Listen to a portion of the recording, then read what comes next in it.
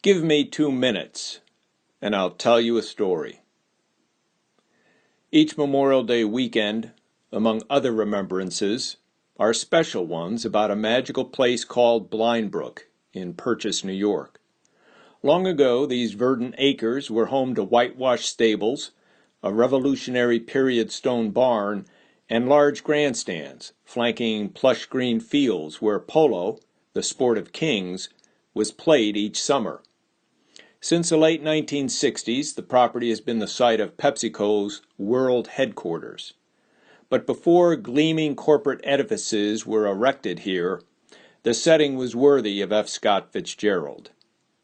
I spent much of my childhood at the Brook Polo Club, where my father was general manager and colorful play-by-play announcer through 2 decades. From age 12 on, I was one of the working stiffs. After Sunday Mass at St. Gregory the Great Church in nearby Harrison, our family would ride in our Ford Country Squire wagon to the club. My first job was selling polo programs to fans at the Anderson Hill Road entrance. A couple years later, I ran the hot dog stand every Sunday afternoon from May through September. Brook was popular for employee outings with major Westchester-based firms such as General Foods.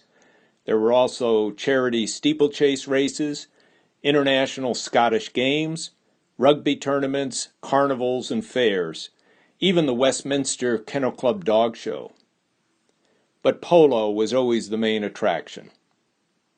Brook hosted prestigious tournaments for teams from the U.S., Great Britain, South America, and Australia. Thousands of Metro New Yorkers regularly attended, including actors, politicians, and VIPs. The polo players were royalty, dashing athletes with names like George Skakel, Bobby Kennedy's brother-in-law, William Yilvasacher, and Adi von Guntard. They rode beautiful, sleekly muscled polo ponies. One team was suitably named the Greenwich Patricians. My favorite player was an exception. Herb Pennell had blue-collar roots and down-home charm. He was a cowboy in riding breeches and a number 3 jersey, signifying the best scorer on the team.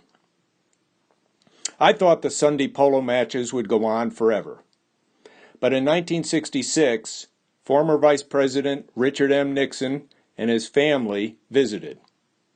After hosting the Nixons, my father discovered he was scouting the property for client and friend Don Kendall, CEO of PepsiCo.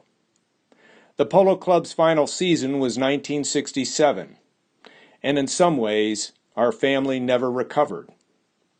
The Brook years would become a touchstone in our lives, emblematic of happier times. This is Mark Massey.